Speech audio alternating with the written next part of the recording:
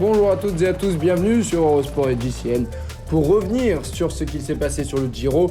Avant tout, la 4e étape en direction de l'Etna avec ce duel entre Lennart Kämna et Juan Pedro Lopez, deux jeunes coureurs, un Allemand, un Espagnol.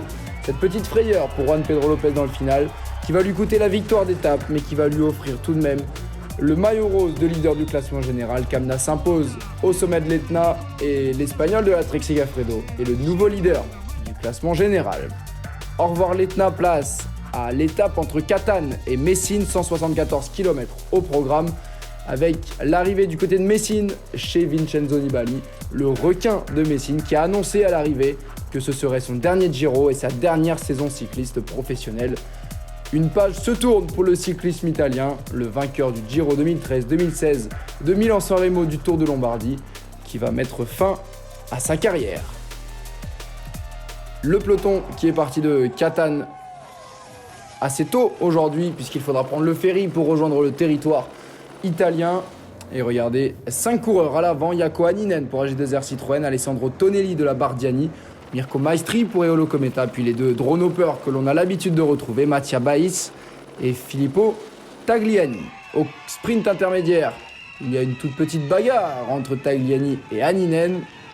Et Tagliani, qui est habitué au sprint intermédiaire, prend le meilleur sur le Finlandais d'AG2R Citroën que l'on avait vu sur le podium d'un championnat du monde espoir. Mattia Bais est 3e, Tonelli, Maestri sont un petit peu derrière. Binyam Girmay, lui, au sein du peloton, va aller chercher les points de la 6e place, juste devant son équipier. Pat Van Der Poel, porteur pourtant du maillot cyclamen, sur ce sprint intermédiaire. Alpecin Phoenix qui se place en tête de peloton alors que l'on attaque la difficulté du jour, 20 km d'ascension à 4% de moyenne. Est-ce que ce sera suffisant pour faire la différence, pour éliminer des sprinteurs? On pense forcément à Cavendish qui est ici entouré, très bien entouré de ses équipiers. Ils sont 5 aux côtés du Cav. Va-t-il pouvoir revenir à l'issue de cette difficulté? Caleb Ewan est également distancé, le sprinter australien qui a chuté en début de Giro, qui a toujours les stigmates sur son genou gauche et qui a été victime d'un ennui mécanique. On l'apprendra uniquement à la fin de l'étape. Il a dû changer de roue avant la montée. Arnaud Démare également distancé avec Konovalova, Scottson. Mais le Français est un petit peu plus près du sommet alors qu'on se dispute les points à l'avant. Et c'est Maestri qui va prendre le meilleur. Il n'avait pas joué le sprint intermédiaire, il a joué les points de la montagne. Alors que l'on apprendra un petit peu plus loin un nouvel abandon, celui de Filippo Fiorelli. Regardez l'échappée qui est reprise à 66 km de l'arrivée. Il faut dire que certaines équipes ont intérêt à rouler. L'Intermarché Wanty-Gobert pour Girmay, également la UAE pour Gaviria, puis Israël Première Tech pour Nizzolo qui est bien présent. Cavendish, lui, est à plus de 2 minutes 30. Arnaud Démare est sur le point de rentrer avec ses équipiers. Arnaud Démare qui a fait le plus dur. Attila Valter qui va se mettre à rouler. Clément Davy, Miles Scottson qui ravitaille ses équipiers. Une belle opportunité pour la Groupama FDJ d'aller chercher quelque chose alors qu'on est au sprint intermédiaire et que Ben Swift prend 3 secondes de bonification, ce qui lui permet notamment de protéger son équipier Richard Carapaz. Roi Olmedo a toutefois pris 2 secondes de bonification. On le disait, Fiorelli qui a abandonné après Maresco. Lopez et Tratnik, c'est le 4e abandon de ce Tour d'Italie. Voilà, les coureurs qui se préparent pour le sprint final. Il reste 11 km avant Messine. La Borans-Gros qui replace ses coureurs, Kelderman, Kämna.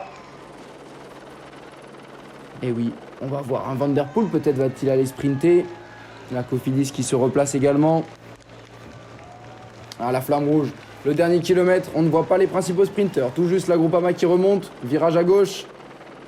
Qui va faire quelques dégâts. On voit Mathieu Van Der Poel se replacer un petit peu au loin. C'est la Groupama FDJ qui, avec Scottson ici, s'est désorganisé complètement. Van Der Poel qui est remonté, on est à 400 mètres. Binyam Girmay le long des balustrades. Et le sprint est lancé pour la Groupama FDJ avec Sinkeldam. Juste devant Arnaud Démare. Rick Zabel qui remonte pour la Israël Première Tech et Nizzolo. Oh là là, Binyam Girmay le long des balustrades qui est un peu balancé. Ballerini pour la Quick Step. Mais c'est Démare qui lance son sprint. Arnaud Démare en force. Arnaud Démare toujours avec Gaviria dans sa roue, Nizzolo également, mais Arnaud Démare est fort. Arnaud Démare qui résiste et qui va aller s'imposer. La victoire pour le Français Arnaud Démare, 2e déjà sur ce Giro derrière Cavendish. Aujourd'hui, en l'absence de l'homme de l'île de Man, distancé, Arnaud Démare s'est imposé. Oh, la belle victoire, lui qui était un petit peu en manque de confiance et qui renoue avec la victoire sur Une course World Tour sur un grand tour, devant Gaviria, Nizzolo, Ballerini qui prend une belle 4e place. Et Binyam Girmay, malgré le fait de regarder à droite qu'il va frotter contre les balustrades. Binyam Girmay qui n'est pas passé loin de la correctionnelle, mais qui arrive à revenir pour faire 5e. Avec Filbao 6e, Dainese 7e, Tesfation 2 Érythréens dans le top 10. Consoni est 10e. Au classement par points, Démarre est le nouveau leader devant Girmay et Gaviria. Van Der Poel est 4e devant Cavendish et Nizzolo. Arnaud Démarre qui retrouve le maillot cyclamen, lui qui l'avait connu il y a quelques années.